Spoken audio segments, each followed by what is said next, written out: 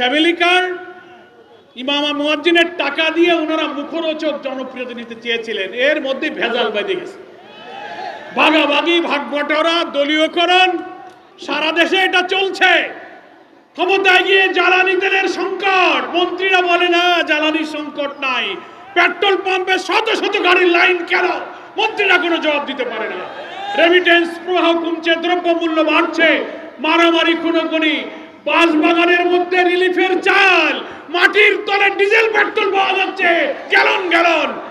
এইসব অসৎ লোকের হাতে ক্ষমতা আসলে কি দেশ ভালো থাকবে? থাকবে না।